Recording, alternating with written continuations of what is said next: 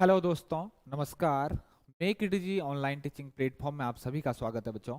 Skill test के लिए हम स्पेशल सेशन ले रहे हैं और लगभग बच्चों आपके इंटरेस्ट पे डिपेंड करेगा। हम एक हफ्ता लेंगे, बिल्कुल मुफ्त जो है। इसके हमने अलग से जो है कोई बैच नहीं बनाया, मुफ्त बच्चों जितना भी स्किल टेस्ट से रिगार्डिंग, क्योंकि काफ़ी बच्चे जो है बच्चों हमारे सिलेक्ट हुए हैं वेल्डर ट्रेड्स के। तो इसके लिए हमने स्किल टेस्ट जो है वो यूट्यूब पर फ्री जो है क्लासेस इसके लिए चलाई हैं। फ्री गाइडेंस सेशन जो हमने इस पे चलाए हैं। कल हमने किया था बच्चों बेसिक्स स्किल टेस्ट क्या होता है, कैसे परफॉर्म किया जाता है। वेल्डर ट्रेड को हमने पॉइंट ऑफ व्यू से हमने बताने की कोशिश करी कल वाले सेशंस में कि स्किल टेस्ट कितने तरीके से आपके हो सकते हैं और किन किन चीज़ों का आपको ध्यान रखना है। आज के इस सेशन में बच्चों हम कवर करने वाले हैं कि आपको स्किल टेस्ट आपको लिखना, स्किल टेस्ट प्रैक्टिकल टेस्ट आप जब परफॉर्म करते हो, क्योंकि कल हमने एक पार्ट बच्चों ये पढ़ा था स्किल टेस्ट का कि उसमें आपको परफॉर्म करना पड़ेगा। जैसे आप आईटीआई में अपने जो सेमेस्टर एग्जाम होते हैं, एनुअल एग्जाम होते हैं, उस दौरान अपने जो प्रैक्टिकल टेस्ट देते हैं उस दौरान आप क्या करते हैं बच्चों, टेस्ट जो है परफॉर्म भी करते हैं और उस जो टेस्ट आपने परफॉर्म किया है उसको आप राइट अप भी करते हो, उसका प्रैक्टिकल आप अपनी नोटबुक में लिखते भी हो। तो इसके लिए बच्चों, इसके लिए अगर हमें कैसे हमें लिखना है, कैसे हमें राइट अप करना है अपने प्रैक्टिकल को, तो यही बच्चों हम थोड़ा सा आज जानेंगे कि कैसे हम अपने प्रैक्टिकल को राइट अप करें। बच्चों सबसे पहली बात जो आती है बच्चों यहां पर कि अगर अगर वो एग्जामिनर कहूं, मैं ये कहूं बच्चों, अगर डीआरडीओ अगर आपका स्किल टेस्ट लेता है और वो आपको परफॉर्म करने के लिए कहता है, वो आपको स्किल टेस्ट को परफॉर्म करने के लिए कहता है, तो किस तरीके से क्वेश्चन वो पूछ सकता है, क्या क्वेश्चन वो पूछ सकता है, किस तरीके से जो है वो आपको किस तरीके से जो है वो आपको क्वेश्चन पूछेगा, किस तरीके से वो आपको जॉब बनाने के लिए देगा। तो कुछ नहीं बच्चों, वो क्या कहेगा, एक सीट आपको देगा या फिर जनरली कॉमन जो आप बच्चे होंगे ग्रुप में होंगे उनको एक सीट पकड़ा देगा या फिर कहीं पर जहां पर आपका परफॉर्म हो रहा होगा वहां पर ओरली आपको बता दिया जाएगा आपको कौन सी जॉब बनानी है। या सिंपल ये कह सकता है कि मेक अ जॉब, या सिंपल वो कह सकता है कि मेक मेक सिंपल कुछ भी लिख सकता हो, वो बता सकता है make a job as per following drawing, as per following drawing. Generally यही देता है और उसके बाद यहां पर कुछ ड्राइंग दे देगा कि आपको कैसे यहां पर कैसा आपको ज्वाइंट बनाना है, इस तरीके से सिंबल से वो दर्शा देगा, कि कैसा आपको ज्वाइंट बनाना है। इस तरीके से वो आपको एक क्वेश्चन दे सकता है, क्योंकि यहां पर जो आपकी टाइमिंग है बच्चों, हमने कल भी डिस्कस किया था कि यहां पर जो आपको टाइमिंग दी गई है वो 1 से 2 घंटा है, और 1 से 2 घंटा अगर हमें कोई प्रैक्टिकल अच्छी तरीके से हम अगर परफॉर्म करना बच्चों, तो ये टाइम जो है सफिशिएंट नहीं होता है। तो क्या कर सकता है बच्चों, आपको एक स्पेसिमेन दे सकता है, उस पर वो बीड बनाने के लिए आपको कह सकता है कि बीड बना के आप ले आइए।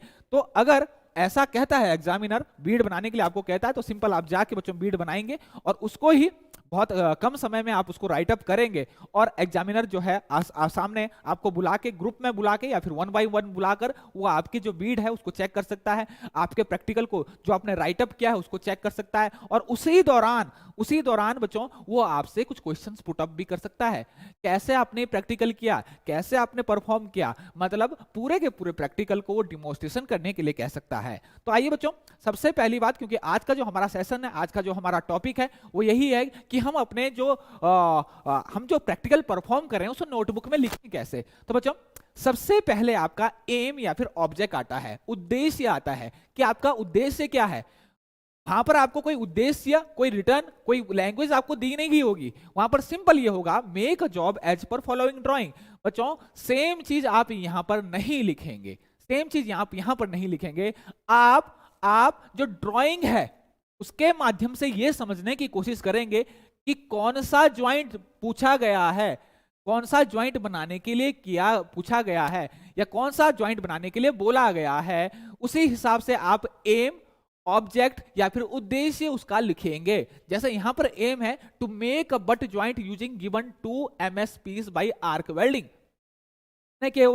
उसने केवल इतना ही बोला था, make a job as per following drawing, और यहां पर सिंबल से उसने बोला, इसने सिंबल से यहां पर दर्शा दिया कि कौन सा ज्वाइंट बनाना है।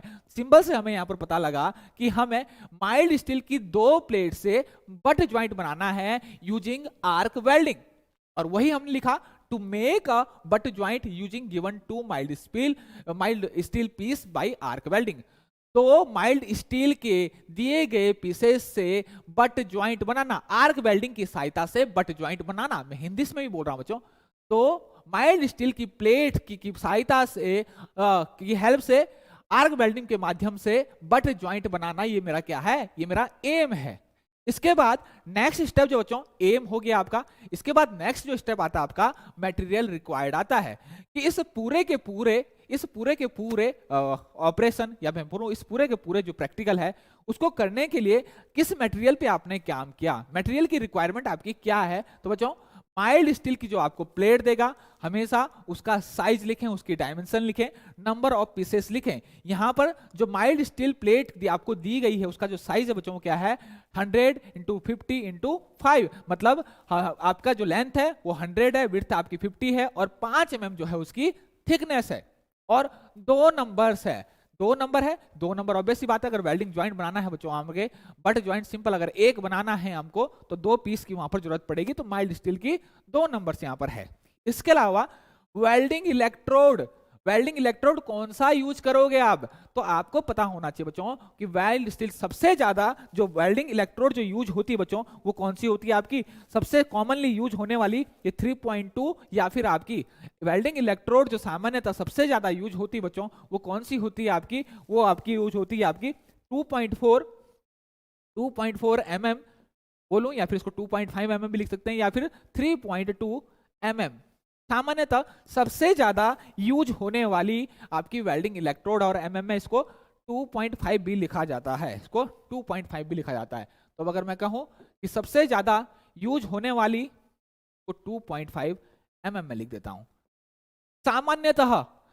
सामान्यतः माइल्ड स्टील की इलेक्ट्रोड जो यूज होती बच्चों वो आपकी 2.5 mm या फिर 3.2 mm, यहाँ पर 3.1 लिखा हुआ क्योंकि इंचेज में सामान्यतः जो स्पेसिफिकेशन होता है इसका AWS के अकॉर्डिंग वहां पर जो बच्चों जो आपका इसका साइज दिया होता है वो इंचेज में दिया होता है। तो इंचेज में mm में अगर हम निकालें इसको तो सामान्यतः जो साइज जो हम यूज करते हैं वो सबसे ज्यादा यूज होने वाली जो इलेक्ट्रोड है वो 2.5 और 3.2 mm है। तो यहाँ पर जो यूज की गई है बच्चों 3.1 या 3.2 mm जो है यूज की गई है।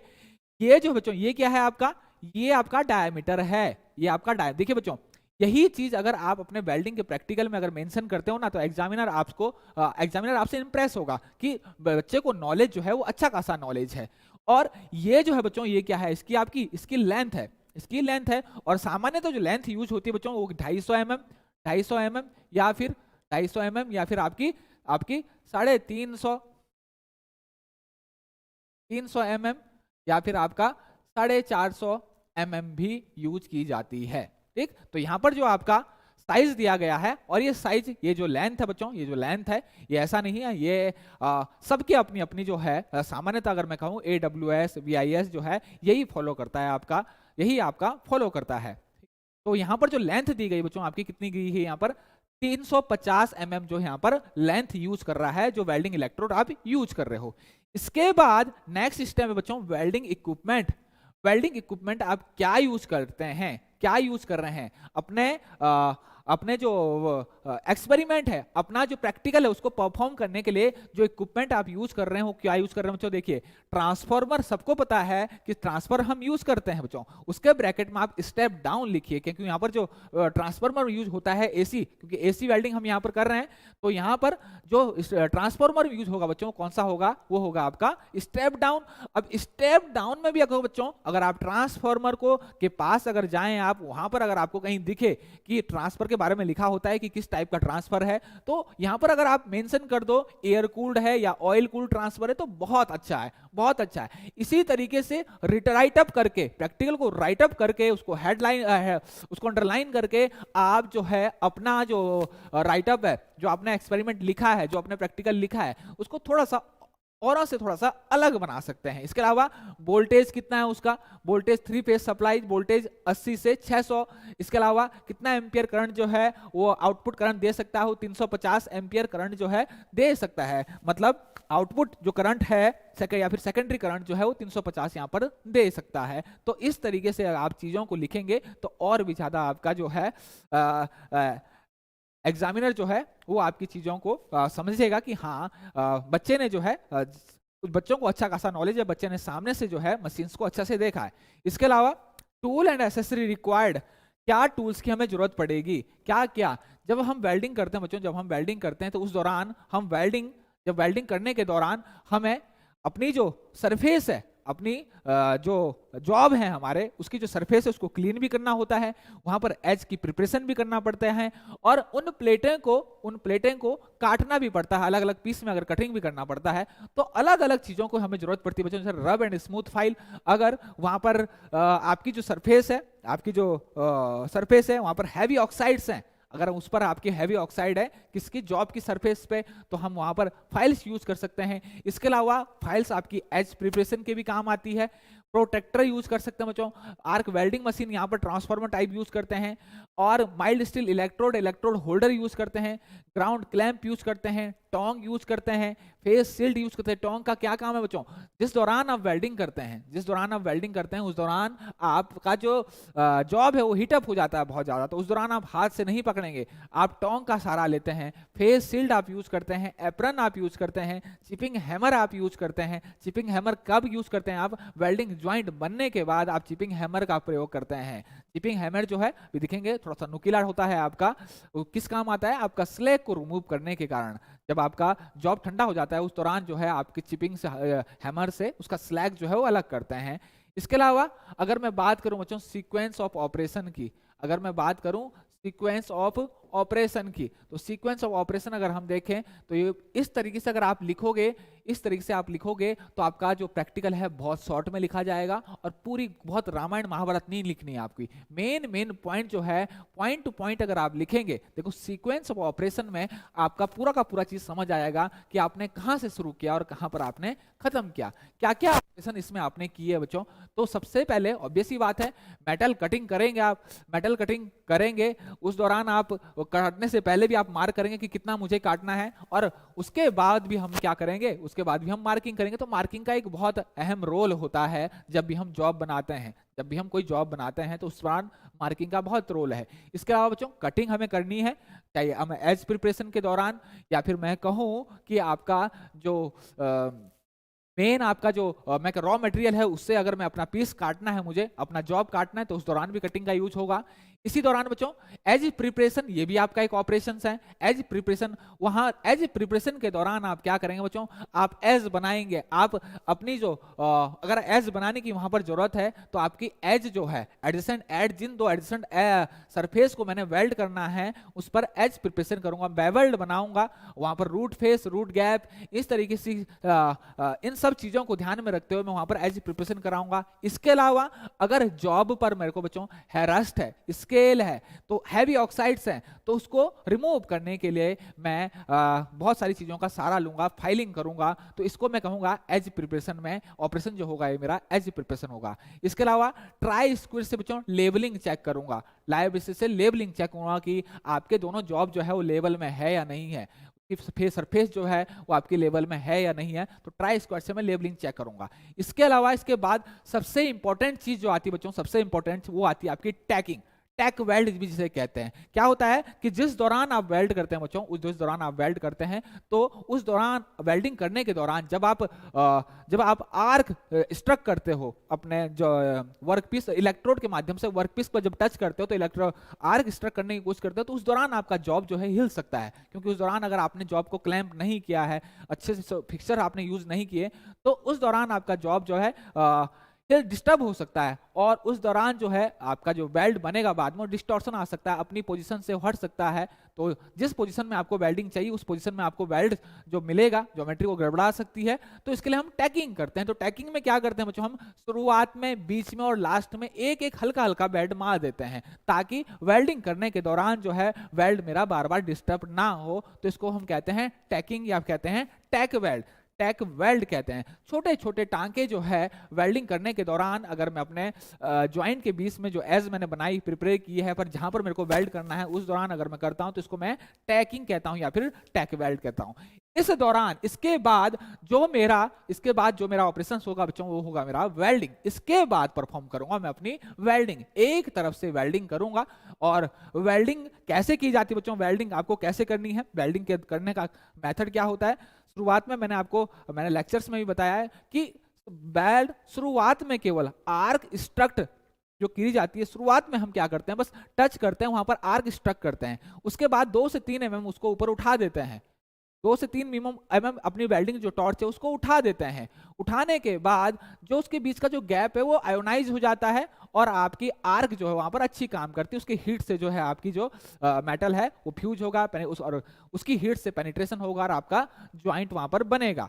अब आपकी जहां पर वेल्डिंग रॉड जो है उसको पकड़ने का तरीका कैसे बच्चों, सपोज आपको ज्वाइंट ऐसे बनाना है तो वेल्डिंग रॉड को बच्चों आप 10 से 15 डिग्री एंगल पर 10 से 15 डिग्री एंगल पर झुकाकर 10 से 15 डिग्री एंगल झुकाएंगे, मतलब जिस कोण पर जिस एंगल में आपको वेल्डिंग करनी है, अपनी वेल्डिंग इलेक्ट्रोड को रखना है वो 10 से 15 डिग्री होना चाहिए। ऐसा नहीं करेंगे आपकी खड़ी वेल्ड कर रहे हैं या फिर टेढ़ी में वेल्ड कर रही है या जैसी मर्जी वैसी आप वेल्डिंग इलेक्ट्रोड को पकड़ें। अगर आप चाहते हो कि एक अच्छी वील्ड बने तो वेल्डिंग जो इलेक्ट्रोड है उसको 10 से 15 डिग्री वेल्ड की बीड जिधर बन रही है उधर आप पकड़िए, अच्छी बीड आपकी बनेगी। तो ये आपको बेसिक्स नॉलेज बच्चों इसका होना चाहिए। इसके अलावा बच्चों वेल्डिंग होने के बाद उसको हम कूलिंग होने दे, स्लो कूलिंग उसकी होने दे। एक ऐसा ना करें बच्चों कि एकदम आप पानी में डाल दें, ऐसा भी ना करें कि एकदम आप उसको पानी में डाल दें। काफी बच्चे होते हैं उसको एकदम ठंडा करने के लिए हम पानी में डाल देते हैं। उस दौरान बच्चों आपका हीट ट्रीटमेंट अगर आपने पढ़ा होगा, स्ट्रक्चर जो आपका बनेगा बच्चों वो कैसा हो जाएगा, आपका मार्टेनसाइटिक स्ट्रक्चर बनेगा जो कि बहुत ज्यादा हार्ड और ब्रिटल होता है क्योंकि बहुत ज्यादा टेम्परेचर पर आपने उसको हीट किया था, उसके बाद एकदम उसने रैपिड कूलिंग करी तो जो स्ट्रक्चर वहां पर बनता है वो मार्टेनसाइटिक स्ट्रक्चर बनेगा। और ये वाला जो स्ट्रक्चर होता है वो बहुत ज्यादा ब्रिटल और हार्ड होता है। लोड अप्लाई जैसी आप करेंगे वो बिल्कुल ब्रेक हो जाएगा। तो कूलिंग जो हमेशा रखें वो स्लो कूलिंग वहां पर करें, आराम से एयर कूल्ड उसको होने दे, ओपन एटमॉस्फेयर में उसको कूल होने दे। इसके अलावा बच्चों कूलिंग होने के बाद नेक्स्ट स्टेप जो होता है आपको पता है कि वेल्डिंग रॉड जब जलती है आपकी, वेल्डिंग इलेक्ट्रोड जब जलती है आपकी, तो सबसे ऊपर वेल्डिंग इलेक्ट्रोड सामान्यतः जो हम यूज करते हैं वो फ्लक्स कोटेड होती है, फ्लक्स की कोटिंग चारों तरफ होती है। तो उस दौरान जब हम वेल्ड विट करते हैं तो स्लैग जो होता है, अंदर जो कोर होता है वो माइल्ड स्टील की वायर होगी क्योंकि माइल्ड स्टील की प्लेट को आपने वेल्ड करना है, ज्वाइन करना है, बाहर उसके फ्लक्स की कोटिंग होगी। फ्लक्स जब जलता है बच्चों तो फ्लक्स की क्या खासियत होती है, फ्लक्स बहुत सारे मल्टीपर्पज काम करता है, बहुत सारे काम करता है। अगर इस तरह को आप अच्छे से इसको चीज को समझना चाहते हैं कि फ्लक्स कितना टाइप की होती है, फ्लक्स की कोटिंग क्या होती है, फ्लक्स के क्या काम होते हैं, फ्लक्स में क्या क्या इंग्रेडिएंट होते हैं, तो हमारे लेक्चर जो है बच्चों प्ले लिस्ट में जाके हमारे लेक्चर आप पढ़ सकते हैं। मैं यहाँ पर फ्लक्स क्या करता है बच्चों, फ्लक्स जब गलेगा तो वो ऑक्साइड, सरफेस ऑक्साइड और आपका जो मेटल्स है उसके साथ जलेगा और उसके साथ जब गल के बच्चों ऊपर सबसे ऊपर क्या बनाएगा, आपका स्लैग बनाएगा। मैं कहूँ फ्लक्स का अगर शॉर्ट में कहूँ तो ये मानिए आप वो इम्प्योरिटी के साथ रिएक्शन करके ऊपर सरफेस पर स्लैग बना देता है और स्लैग जो होता है वो तैर के मोल्टन पूल के तैर के सबसे ऊपर आ जाता है, कवरिंग करता है। और यही जो स्लैग है वो एटमॉस्फेरिक रिएक्शन से भी आपका बचाता है, स्लो कूलिंग भी करता है। जो आपका कूलिंग पीरियड है उसको स्लो डाउन करता है। ठंडा जो होता है आपका वेल्ड बीट वो आसानी से होता है। तो इस तरीके से उसके बाद जब वो ठंडा हो जाता है बच्चों तो उस दौरान उसके बाद आप क्या करते हैं, देखिए गरम गरम जिस दौरान आपकी बीड बनी है उस दौरान आप जो स्लैग है उसको हटाने की कोशिश ना करें, हटेगा भी नहीं, बीड भी आपकी खराब होगी। जब आपका कूल हो जाए उसके बाद बच्चों आप जो स्लैग को है वो रिमूव करेंगे क्योंकि स्लैग यहाँ पर एक काम कर रहा है, कूलिंग रेट को भी डाउन कर रहा है, धीरे से उसको ठंडा करा, धीरे से ठंडा होगा तो एनीलिंग इफेक्ट होगा। तो वहां पर उसके माइक्रो स्ट्रक्चर, वेल्ड का जो माइक्रो स्ट्रक्चर होगा वो बहुत अच्छा होगा, उसकी जो स्ट्रेंथ, मैकेनिकल स्ट्रेंथ मिलेगी मेरे को वो बहुत अच्छी मिलेगी, और यही हमारा गोल भी रहता है। तो उसके बाद हम क्या करेंगे, जो स्लैग होता है उसको चिपिंग हैमर के माध्यम से, चिपिंग हैमर के माध्यम से हम क्या करते हैं, उसको जो स्लैग होता है उसको हम रिमूव करते हैं चिपिंग हैमर के बाद। और चिपिंग हैमर क्या होता है बच्चों, एक नुकीला, छोटा सा नुकीला एक हैमर होता है, उसकी सहायता से हम क्या करते हैं, जो आपका स्लैग है उसको रिमूव करते हैं, रिमूव करते हैं। और उसके बाद हम वायर ब्रश, आपका देखा होगा स्टील की वायर का एक ब्रश होता है, स्टील की वायर का ब्रश होता है। स्लैग जब आप चिपिंग हैमर के माध्यम से जब उसको सिमुल कर दे तो बहुत बारीकी से उसको साफ कर लें चिपिंग हैमर के माध्यम से, सॉरी वायर ब्रश के माध्यम से, तो ये प्रोसेस आपकी क्लीनिंग हो जाएगी। तो इस ऐसे सीक्वेंस ऑफ ऑपरेशन से अगर आप समझाएंगे तो एग्जामिनर एकदम समझ जाएगा स्टेप बाय स्टेप किसने किया क्या है। मार्किंग करी सबसे पहले, उसके बाद कटिंग करी, एज प्रिपरेशन करी, ट्राई स्क्वाड से लेबलिंग चेक करी, उसके बाद टैकिंग करी, वेल्डिंग करी, कूलिंग करी बच्चों, उसके बाद चिपिंग एंड क्लीनिंग करी। इसके बाद नेक्स्ट जो सीक्वेंस इस ऑपरेशन आ जाता है आपका, या फिर मैं कहूं नेक्स्ट स्टेप जो आता है आपका, वो आता है आपका प्रोसीजर। प्रोसीजर लिखना बच्चों, बहुत सारे बच्चे जो है प्रोसीजर बच्चों बहुत रामायण महाभारत लिखते हैं बच्चों। कोशिश करें कि प्रोसीजर अब अगर आप लिखें, जिस दौरान आप प्रोसीजर लिखें, मेन पॉइंट आप लिखें, और जितने शॉर्ट में आप पूरे एक्सपेरिमेंट को बता पाए उतने शॉर्ट में आप उसको बताने की कोशिश करें। प्रोसीजर हो सके बच्चों, हो सके क्या कंपलसरी, आप ये इतना दिमाग में बिठा लीजिए कि स्टेप बाय स्टेप ही आप जो है प्रोसीजर को लिखें। अगर कोई पढ़ना चाहे तो आप स्टेप स्टेप वाइज वो उसको क्लियर कर सके। जैसे बच्चों पहला स्टेप मैंने कहा ना, पहला स्टेप बच्चों यहीं से आपका, the given mild steel piece are thoroughly cleaned off rust and scale, the given mild steel piece are thoroughly cleaned और रस्ट ऑफ स्केल। सबसे पहला स्टेप तो हमें यही करना है बच्चों कि हमें अपनी जॉब को देखना है कि जॉब, क्योंकि वेल्ड एरिया, हमने एक चीज पढ़ा है बच्चों कि वेल्ड एरिया जो होता है it should be rust free, it should be आपका moisture free, it should be oil free, it should be grease free, it should be paint free. अगर ये सब चीजें अगर होगी तो वेल्ड आपका सही से नहीं हो पाएगा, पेनिट्रेशन आपका सही से नहीं हो पाएगा, स्लैग इंक्लूजन हो जाएगा आपका, जो आपका रस्ट ऊपर है वो हो सकता है वेल्डिंग वीट के अंदर आपका इंक्लूड हो जाए, जो आपके वेल्ड को अफेक्ट करेगा, वेल्डिंग डिफेक्ट वहां पर प्रोड्यूस होंगे, मॉइस्चर होगी, आपका पेंट होगा, या फिर इसके अलावा मैं कहूं कि ग्रीस ऑयल हुआ, तो उस दौरान क्या हो सकता है बच्चों, आपका पोरोसिटी ब्लो होल आपके हो बन सकते हैं, बन सकते हैं। तो आपको पता भी होना चाहिए बच्चों कि अगर ऐसा नहीं होगा, एग्जामिनर आपसे क्वेश्चन पुट अप कर सकता है, वेल्डिंग डिफेक्ट के बारे में क्वेश्चन पुट अप कर सकता है, आपको बेसिक्स नॉलेज जो है वेल्डिंग डिफेक्ट के बारे में पता होने चाहिए कि सामान्य तौर पर जब हम अपने वर्कशॉप में वेल्डिंग करते हैं तो उस दौरान जो डिफेक्ट हमें दिखते हैं वो हमें पता होना चाहिए। इसके अलावा बच्चों नेक्स्ट स्टेप, सेकंड स्टेप क्या है, one edge of each piece is bevelled to an angle of 30, leaving nearly 1/4 of flat thickness at the one end। वो क्या कह रहा है बच्चों, वो क्या कह रहा है, वो कुछ नहीं कह रहा है, वो एज प्रिपरेशन यहां पर कर रहा है। उसने बोला कि मैंने एज प्रिपरेशन करी 30 डिग्री पर, 30 डिग्री जो है मैंने वेवल्ड करी, इस दोनों वर्क पीस को 30 डिग्री पर वेवल्ड किया, लेकिन पूरी थिकनेस को वेवल्ड नहीं किया, नीचे से 1/4 ऑफ थिकनेस, 1/4 पूरी थिकनेस का 1/4 भाग जो है मैंने अनवेवल्ड रखा, उसको वेवल्ड नहीं किया। और इसको मैं बोलता हूं बच्चों रूट फेस, इसको मैं बोलता हूं रूट फेस। जो अनवेवल्ड पार्ट होता है, जो अनवेवल्ड पार्ट होता है आपका जॉब का, उसी को मैं कहता हूं रूट फेस। इतनी बात मेरी क्लियर होगी बच्चों, रूट फेस। इसके बाद उसने नेक्स्ट स्टेप किया बच्चों, the two pieces are positioned on the welding table such that they are separated slightly for better penetration of the weld। यहां पर बच्चों उसने क्या किया कि दोनों जॉब को एक दूसरे के सामने एडजस्टिंग सरफेस जो है उनको आमने सामने रखकर एक गैप उसको दिया, जिसको मैं कहता हूं रूट गैप। और सामान्य ये लगभग 2 से 3 mm होता है, 2 mm सामान्य तो हम यहाँ पर रखते हैं, या फिर मैं कहूं इसी के बराबर हम इसके गैप रखेंगे। यहाँ पर जितना आपस में दोनों जो एडजस्टिंग सरफेस है उसको मैंने एक दूसरे से थोड़ा दूर रखा, चिपका के नहीं रखा, थोड़ा सा दूर रखा, इसी को तो मैं क्या कर रहा हूं रूट गैप। किस लिए रखता हूं, बेटर पेनिट्रेशन, अच्छे से पेनिट्रेशन हो सके, तो हीट का अच्छे से पेनिट्रेशन हो और नीचे तक मेरा जो है वेल्ड जो है अच्छा सा बने, अच्छा सा ज्वाइंट बने, तो इसी के लिए मैं क्या करता हूं रूट गैप छोड़ता हूं। तो ये अंतर आपको पता होना चाहिए बच्चों, रूट गैप और रूट फेस के बारे में आपको पता होना चाहिए कि रूट गैप क्या होता है। मैं थोड़ा सा यहाँ पर बता भी देता हूँ बच्चों, मैं यहाँ पर थोड़ा सा बता भी देता हूँ कि सपोज ये मैंने किया बच्चों, ये मैंने वेल्ड किया, ये वेबल्ड है, ये वेबल्ड की मैंने, ये वेबल्ड सरफेस है, ये वेबल्ड सरफेस है, ठीक।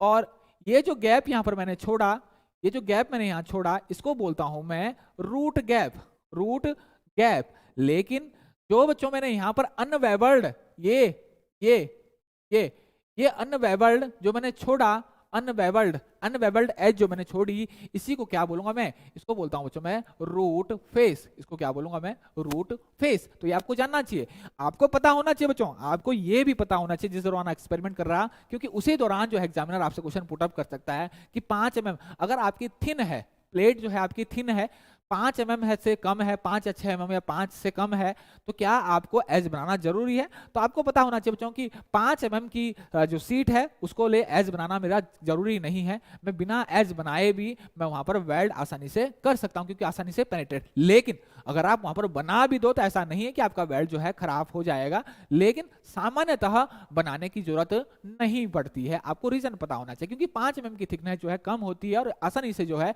वेल्ड जो हीट वहां पर जो उत्पन्न होती है वो आसानी से उतना ही जो थिकनेस को आसानी से पेनिट्रेट कर देती है। तो ये चीज आपको पता होना चाहिए। इसके अलावा फोर्थ स्टेप में चलें तो the electrode it fitted in electrode holder and welding current is set to be proper value. Electrode को हम फिट करेंगे इलेक्ट्रोड होल्डर में और करंट प्रॉपर सेट करेंगे कि कितने करंट की हमें जरूरत है, कितना करंट की हमें जरूरत है। इसके लिए आपको जो रेटिंग है बच्चों, जो ट्रांसफार्मर आप यूज कर रहे हैं उसकी अगर हो सके बच्चों तो ट्रांसफार्मर की रेटिंग भी आपको पता होनी चाहिए, ट्रांसफार्मर की रेटिंग आपको पता होनी चाहिए।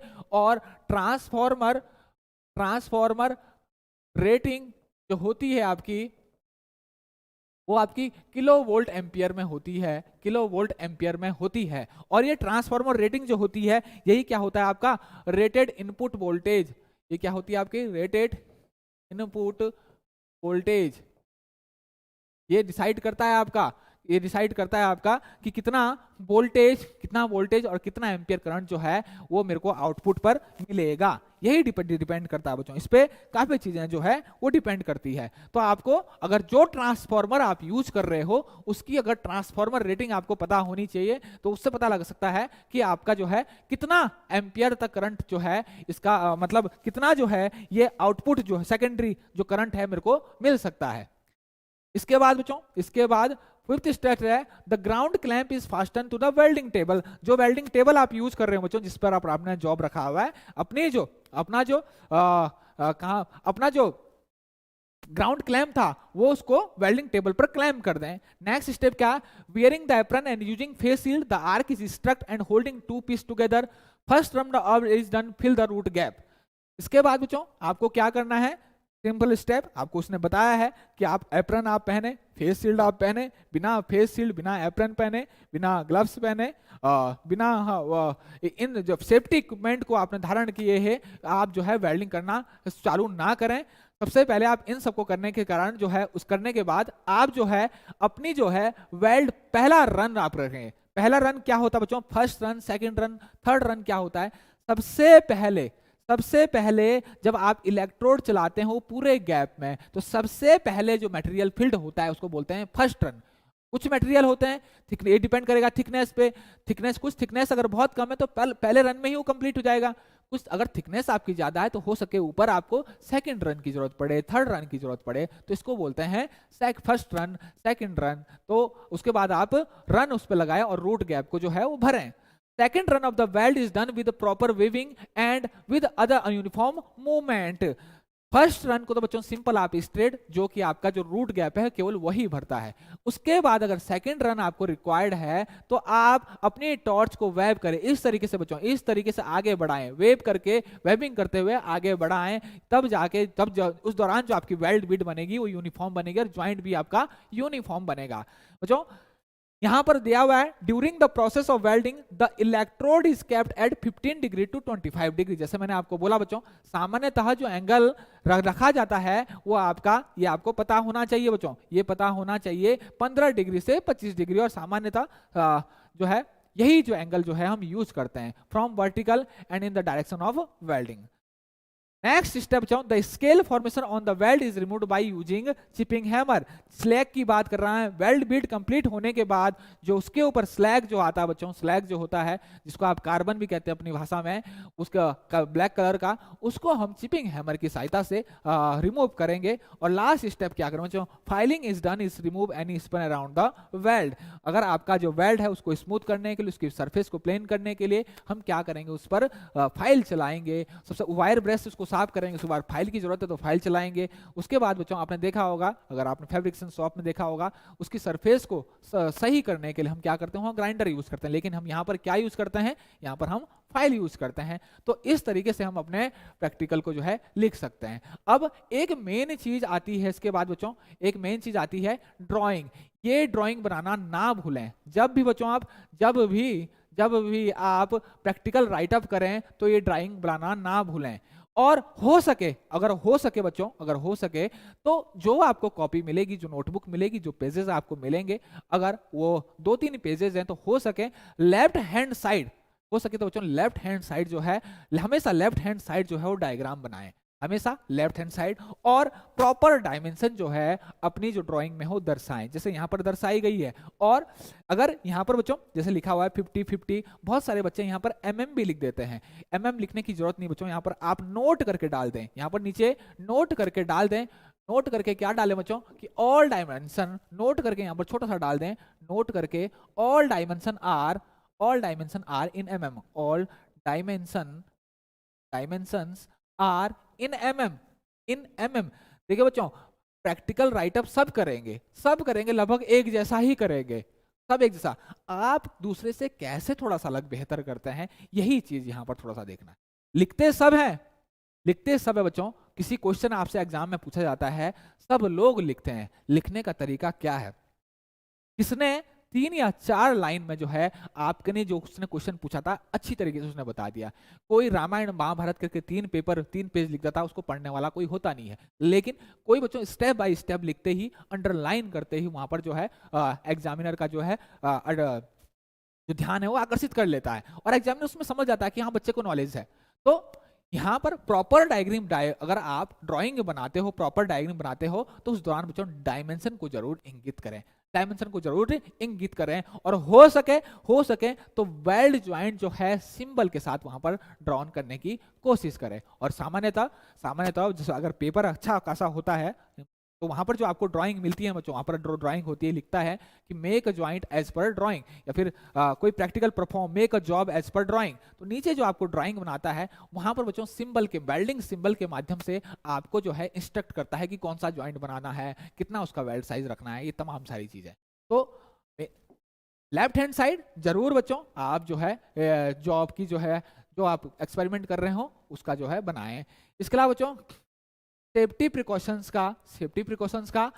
प्रिकॉशन आप लास्ट में जरूर लिखें। सेफ्टी प्रिकॉशन क्या लिख सकते हैं बच्चों, क्या सेफ्टी प्रिकॉशन लिख सकते हैं, मैं आपको थोड़ा सा बताता हूं सेफ्टी प्रिकॉशंस के बारे में, आप क्या क्या ध्यान में रख सकते हैं। लास्ट का जो स्टेप होगा बच्चों, वहां पर क्या होगा आपका सेफ्टी प्रिकॉशंस की अगर मैं बात करूं, सेफ्टी प्रिकॉशन लिखना ना भूलें बच्चों, यह अहम पार्ट होता है, बहुत जरूरी पार्ट होता है किसी एक्सपेरिमेंट का। तो बच्चों आप सेफ्टी प्रिकॉशन में लिख सकते हैं बच्चों obey PPE, personal protective equipment, obey PPE personal protective equipment, मतलब आपके जितने भी पर्सनल प्रोटेक्टिव इक्विपमेंट है, चाहे आपका एप्रन हो, हैंड ग्लव्स हो, फेस शील्ड हो, आपका अगर आप गॉगल्स यूज कर रहे हैं तो ये सब तमाम सारी चीजें जो है आप पहने बच्चों, आपका प्रॉपर शूज हो, तो ये सब चीजें जो पहनना है वो जरूर इसको जो है आप निर्देशों का पालन करें जो वेल्डिंग शॉप में होते हैं। इसके अलावा बच्चों वर्क एज पर इंस्ट्रक्शन, मतलब इंस्ट्रक्शन के अनुसार ही काम करें। तो यही जो है सेफ्टी प्रिकॉशंस में आपके आ जाता है। अब क्या है, keep yourself from fuel, keep yourself from fume, keep yourself from fumes.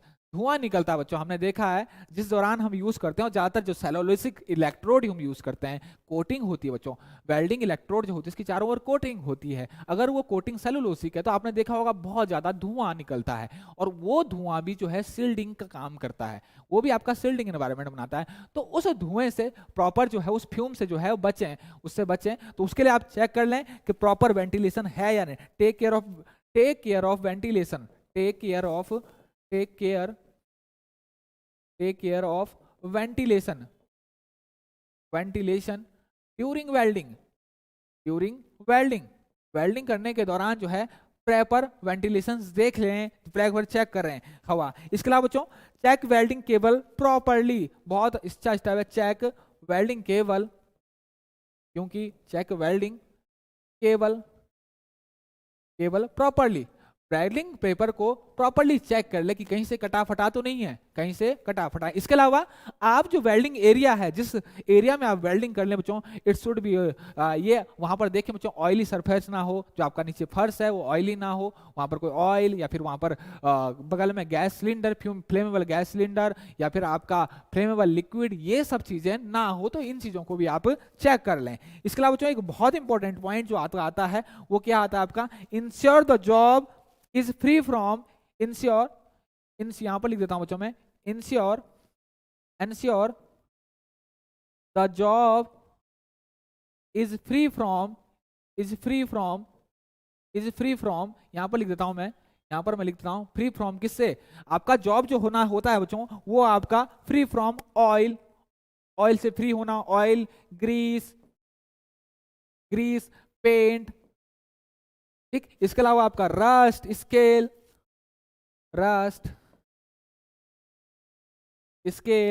Dirt, ETC, ये सब चीजें आप चेक कर लें कि आपकी सरफेस पर ये जो है ये ना हो, तो इस दौरान जो है आप अच्छे से जो है अपना वेल्डिंग जॉइंट जो है वो तैयार कर सकते हैं। इसके अलावा आप जो है वेल्डिंग इक्विपमेंट जो है वो अच्छे से यूज करें, हड़बड़ाहट में यूज ना करें, और ज़्यादा क्योंकि इलेक्ट्रिक आग बच्चों बहुत ज़्यादा हीट जो है वो जनरेट होती है, तो हाथ से ना पकड़ें, अपने जॉब को जो है वो टोंग से पकड़ें, और स्लैग को आप प्रॉपर्ली जो है कूलिंग होने दें, उसके बाद आप रिमूव करें। तो ये सारे सेफ्टी प्रिकॉशन जो है आपको ध्यान में रखने चाहिए। इसके अलावा अगर मैं आगे बढ़ूं बच्चों, आगे तो सेम इसी तरीके से, ये आपका बट ज्वाइंट था, ये बात, उसके बाद आपका ये लैब ज्वाइंट बनेगा, सेम वही चीज है, सेम वही आपका मेथड्स रहेगा। कॉर्नर ज्वाइंट, ये लैब ज्वाइंट आपका बना, इसके बाद कॉर्नर ज्वाइंट, सेम आपका प्रोसीजर रहेगा, कोई भी आपका प्रोसीजर हो एक जैसा रहेगा। इसके अलावा बच्चों, इसके अलावा अगर मैं बात करूं तो देखिए, जब आपकी बीड बन जाती है बच्चों, देखिए जब आपकी बीड बन जाती है बच्चों, तो बीड बनाने की प्रैक्टिस आप जरूर कर लें बच्चों, बीड आपकी बनाने की प्रैक्टिस कर लें। कुछ वो बहुत सारे बच्चों बीड बनाते हैं, लेकिन वेल्डिंग के आसपास जो है बहुत ज्यादा वेल्डिंग बीड तो इसने यहाँ पर भी बनी है बच्चों, लेकिन स्पेटर देखिए कितना है, तो बच्चों प्रॉपर वेल्डिंग करंट आपका सेट है। आपने अगर इलेक्ट्रोड का एंगल जो जिस डिग्री पर आपने इलेक्ट्रोड को एंगल को जो है अगर आपका सही है, तो बच्चों आप जो वेल्डिंग जो स्पेटर है इससे बचा जा सकता है। अपनी एक रन, जब आप पूरा एक वेल्डिंग रन करें ना बच्चों, जब आप एक वेल्डिंग बीड जब बना रहे हो, एक कंप्लीट रन जब कर रहे हो, तो अपनी वेल्डिंग इलेक्ट्रोड को उठाए ना जब तक कि एक रन आपका कंप्लीट नहीं हो जाता है। सिंगल रन के दौरान आप वेल्डिंग इलेक्ट्रोड को ना उठाएं, एक तरफ से शुरू करें और जब खत्म हो जाए तभी आप अपनी वेल्डिंग इलेक्ट्रोड को उठाएं। इलेक्ट्रोड जो चेक कर लें, देखिए बच्चों यहाँ पर क्या है, आपका बहुत ज्यादा वेल्डिंग स्पेटर आया है, बहुत ज्यादा वेल्डिंग, तो इस तरीके की बीड जो है वो बनाने से बचें। इस तरीके से अगर मैं आगे देखूं बच्चों, तो दूसरा जो सी पीस है, देखो कितनी वेल्ड बीड जो है अच्छी से एक वेल्ड बीड बनी है, सिंपल एक बहुत अच्छी बिल्ड बनी है, सिंपल बहुत अच्छा दिखने में भी अच्छी लग रही है, अपीयरेंस बहुत अच्छी है। लेकिन वैसे अगर दूसरी वेल्ड अगर बीड देखूं बच्चों, तो आप देख सकते हो कि वेल्ड बीड के चारों तरफ आपके क्या आ गया, आपका वेल्ड स्पेटर आ गया है।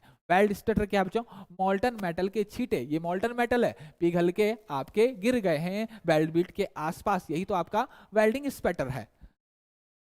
सर मेरा कट ऑफ से 10% स्कोर ज्यादा ही चांस है क्या?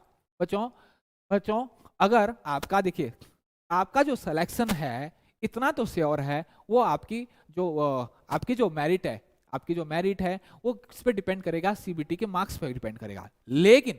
लेकिन वो सीबीटी के मार्क्स में भी तो तब डिपेंड करेगा जब आप जो है क्वालिफाई कर लेते हो, अपने स्किल टेस्ट को क्वालिफाई कर सकते हो। फॉर एग्जांपल अगर आपके मार्क्स बहुत अच्छे हैं और आप यहाँ पर जो है बाहर हो जाते हो, स्किल टेस्ट में आप बाहर जाते हो, तो मार्क्स किस काम के?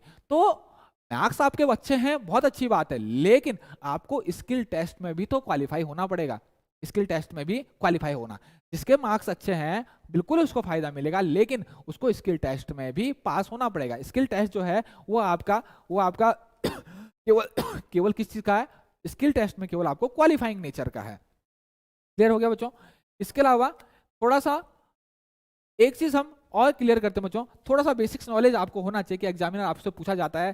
सामान्य तौर पर यूज होने वाली जो इलेक्ट्रोड होती है, वेल्डिंग इलेक्ट्रोड जो हम यूज करते हैं, वेल्डिंग इलेक्ट्रोड जो हम यूज करते हैं, वेल्डिंग इलेक्ट्रोड सामान्य तौर पर आप कुछ वेल्डिंग इलेक्ट्रोड जो कॉमनली यूज्ड, मैं कहूंगा बच्चों इसको कॉमनली यूज्ड, वो कौन सी वेल्डिंग इलेक्ट्रोड सामान्यतः यूज होती है बच्चों? तो E6013, E6010,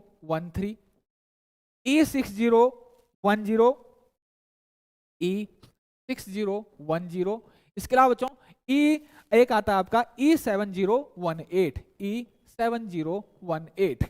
तो अगर हमने वेल्डिंग, ये कैसे किसका बच्चों? ये AWS का, ये वेल्डिंग डेजिग्नेशन है, वेल्डिंग रॉड का, वेल्डिंग इलेक्ट्रोड का वेल्डिंग डेजिग्नेशन है according to AWS।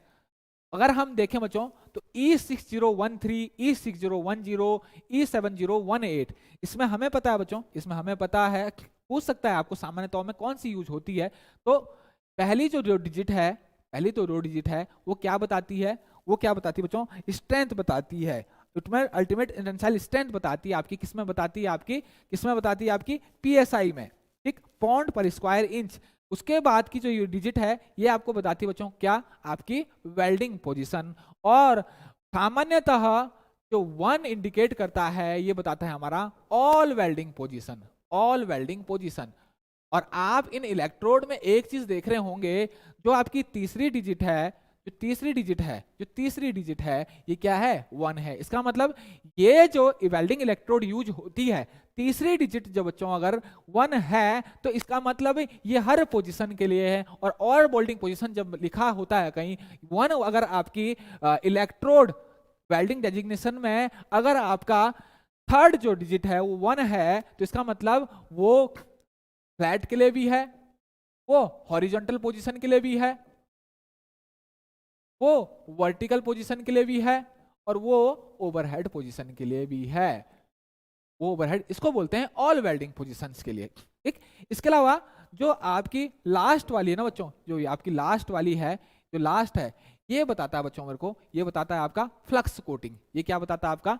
Flux coating. अगर मैं बात करूं 6013 की, तो मैं यहां पर सामान्य तौर में जो बोल रहा हूं, मैं वर्कशॉप में यूज होने वाली ये वेल्डिंग इलेक्ट्रोड है। तो 3 अगर आपका लास्ट में है तो ये क्या है? टाइटेनियम पोटेशियम आपका code sorry titanium potassium based, ये क्या बच्चों आपका? ये फ्लक्स कोटिंग है। ये है कौन सी आपकी? Titanium potassium base, titanium potassium base, कब रुटाइल भी कहते हैं, रुटाइल कैसी?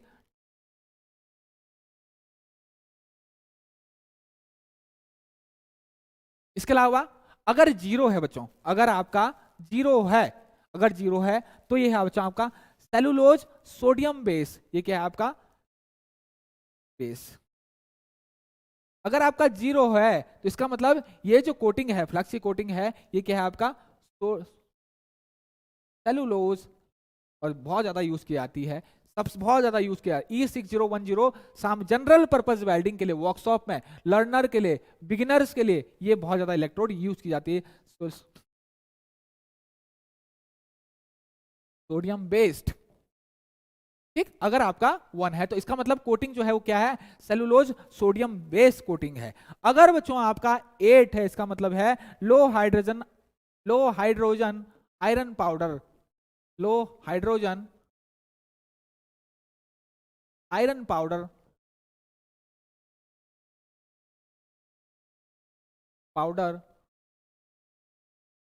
Based coating. क्लियर हो गया। और सामान्यतः यही इलेक्ट्रोड जो है सामान्यतः इनके सबसे ज्यादा आप नाम सुनते हो, सबसे ज्यादा नाम सामान्यतः आप इनके ही सुनेंगे और सबसे ज्यादा यूज होने वाली है आपकी वर्कशॉप में। तो इन चीजों के बारे में आपको पता होना चाहिए, इन चीजों के बारे में आपको पता होना चाहिए। इसके अलावा सामान्यतः जो हम यूज करते हैं रॉड की वेल्डिंग इलेक्ट्रोड इलेक्ट्रोड जो डाया यूज करते हैं हम सबसे ज्यादा, वो आपकी 2.5 या फिर आपका 3.2 यूज करते हैं। 3.2 सबसे ज्यादा, अगर मैं डाया की बात कर रहा हूँ। ठीक, और अगर मैं लेंथ की बात करूं बच्चों, अगर वेल्डिंग इलेक्ट्रोड की लेंथ की बात करूं, अगर मैं ये डाया है, अगर मैं लेंथ की बात करूं तो ये आपका 250, 350, 250, 350, 250, 350 और कभी कहीं आपको 450 भी मिलेगा। ठीक, तो ये आपकी लेंथ होती है एमएम में, ये आपकी यूज होती है। और सबसे ज्यादा यूज होने वाली जो मैं कहूँ डायमीटर वो 3.2 और लेंथ जो है आपकी 350। तो आपको एक जनरल आइडिया होना चाहिए कि अगर आपसे कोई पूछ ले कि सर जो आपके पास जो जिस वेल्डिंग रॉड से आपने वेल्डिंग करी है वो कितने डायमीटर की है, तो अगर बच्चों आपने 3.2 अगर बोल दिया है ना, एग्जामिनर को पता भी नहीं इसका डायमीटर कितना है, तो वो समझ जाएगा इसने 3.2 बोला क्योंकि स्टैंडर्ड साइज है। अगर आपने एग्जामिनर ने पूछा इसकी लेंथ कितनी है 350 आपने बोल भी दिया, तो वहां पर स्केल लेके नापे, लेकिन आपको कॉन्फिडेंस होना चाहिए कि आपने जो है कोई लेंथ अगर बोली है तो स्टैंडर्ड लेंथ बोली है, तो आपको पता होना चाहिए। क्योंकि वेल्डिंग इलेक्ट्रोड जो है वो 10 नंबर में आती है, 10 नंबर में 1.6 से आपका 9 mm तक आपकी आती है, तो आपको सारे के सारे साइज जो है वो पता होना चाहिए। इसके अलावा आपको ये भी पता होना चाहिए बच्चों, जो वेल्डिंग का डायमीटर है, अलग अलग डायमीटर जो है उसके लिए मैक्सिमम और मिनिमम जो है करंट कितना होना चाहिए, मैक्सिमम और मिनिमम करंट कितना होना चाहिए अलग अलग डायमीटर के लिए। जैसे आपका 2.5 है, यहाँ पर 3.2 है, तो आपको पता होना चाहिए बच्चों इसके लिए मैक्सिमम डायमीटर कितना होना चाहिए, तो इस चीज का भी आप ध्यान रखें। ठीक, तो इतना आज के लिए बच्चों, इतना ही। ये हम कंटिन्यू रखेंगे 1 हफ्ते, और क्लास कितनी इंटरेस्टिंग रखें, क्या और चीजें इसमें ऐड करेंगे बच्चों, ये आपके फीडबैक पे डिपेंड करेगा। थोड़ा सा आप भी बच्चों कमेंट सेक्शन में अगर आप किसी चीज के बारे स्पेसिफिक चीज के बारे में आप चाहते हो कि इस बात के बारे में आपको इन्फॉर्मेशन मिले, तो आप कमेंट सेक्शन में आप कमेंट कर सकते हैं। ठीक है, ओके।